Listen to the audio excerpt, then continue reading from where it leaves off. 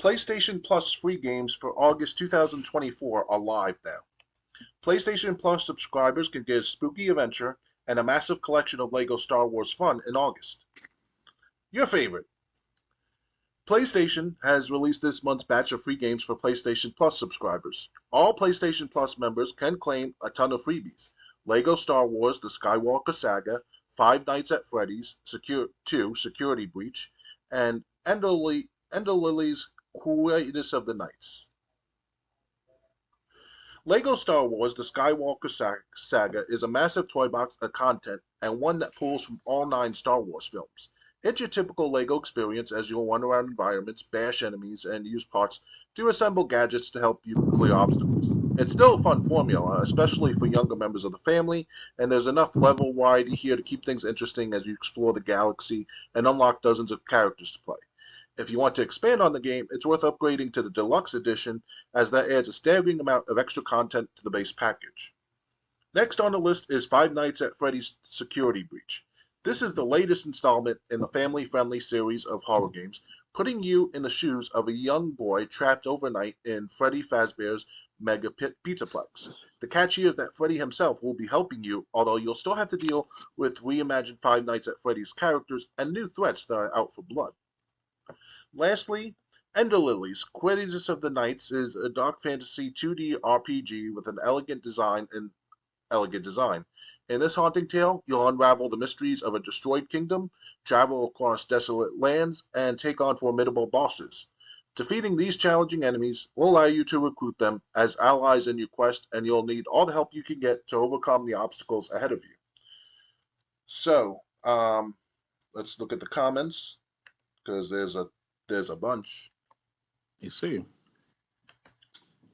Moogie Star goes, "What is this Lego agenda? It needs to stop."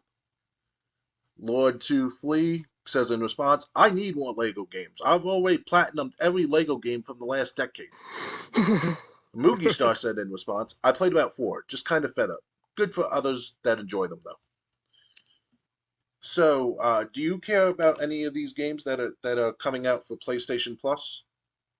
I heard of the you said the Lego games coming out for August, right? What other games you said too? Again, I'm sorry. Five Nights at Freddy's 2 and Lily's Quest Quietus of the Nights. Well, Lego is interesting to play as always. It's for everyone to play. Friday to Freddy's kind of like the second one I ever got to play yet, and because I could have got the first 5 Nights Freddy games back when it was on for not for free, it was on Game Pass for Xbox One back a year or two ago. But that's too late for me right there, right? So sucks to be me. And then there's the Lily's game. Is that like something to do with like platforming by any chance? No, it's RPG, 2D RPG, side-scrolling RPG. Is it similar graphics to the Edo Chronicles, the 100 Men, or the Octopath? I don't know. It didn't. It the screenshot I saw was pretty dark, so I think it's like Ori and the Will of the Wisp graphics. Oh, that kind of set in theme. Okay, yeah. That's interesting. Maybe I could try out that game as well too. It's on the Xbox, or if I have a PS4, PS5, because thanks to a person mailed me a Tomb Raider Shadow Tomb Raider game back a few days ago. So I appreciate that. To make a shout out there, I'll shout out your name sometime later next week.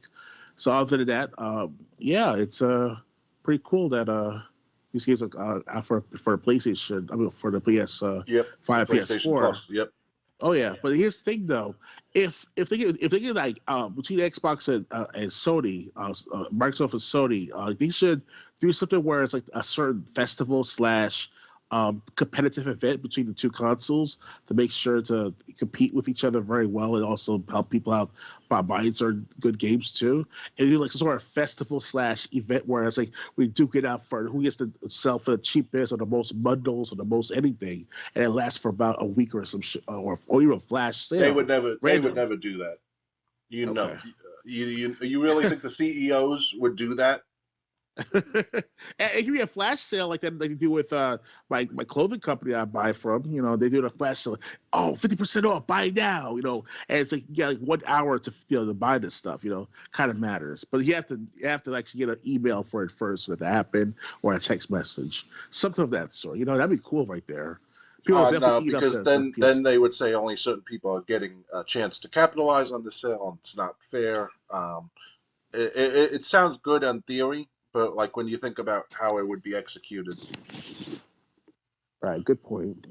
But then um, again, to do it with although clothing companies, you know. although one thing I would like to do see about that competition, put like a PlayStation CEO guy in, put an Xbox CEO guy in, like a boxing wing or a wrestling wing, and have them fight to the death with something on the line.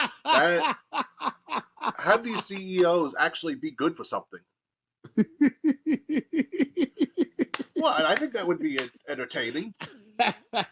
And the winner gets 50% off all the customers. That'd be good for a couple weeks, you know.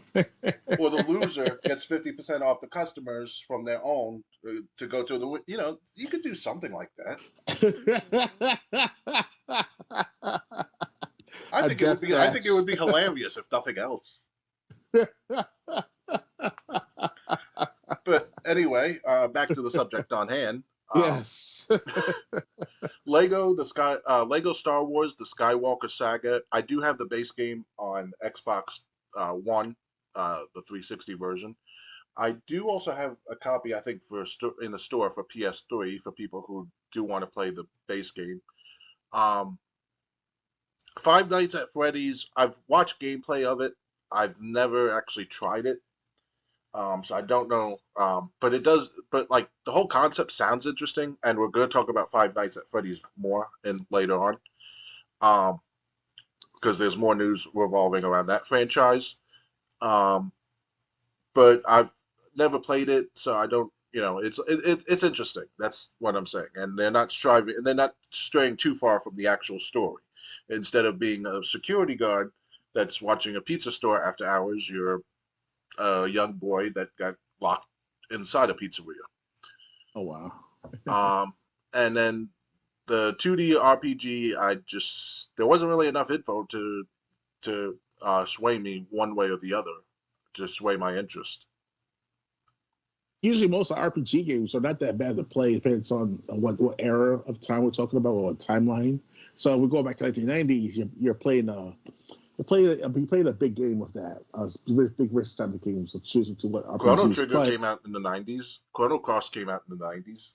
I What mean, about Sailor Moon? The Sailor Moon RPG. Now that yeah, not expecting that to be that horrible. Like it's that horrible, that RPG game. what about So Quest just 64? Quest 64. That was awful. I know.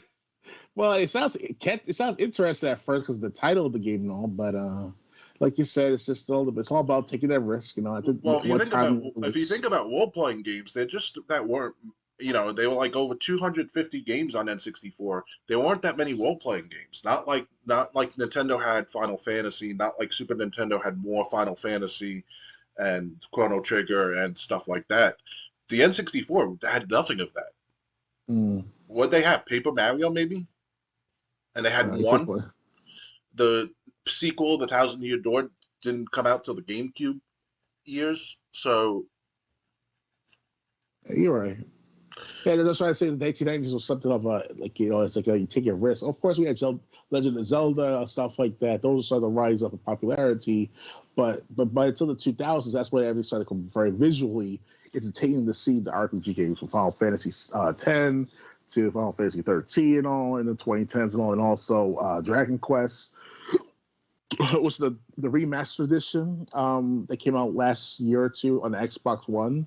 I don't know which Dragon Quest it was, but something of that sort. So, well, if you want to go back to the '80s, like which were more like cave explorers than they were RPGs. I mean, you could talk about Dragon Warrior, okay, but nice.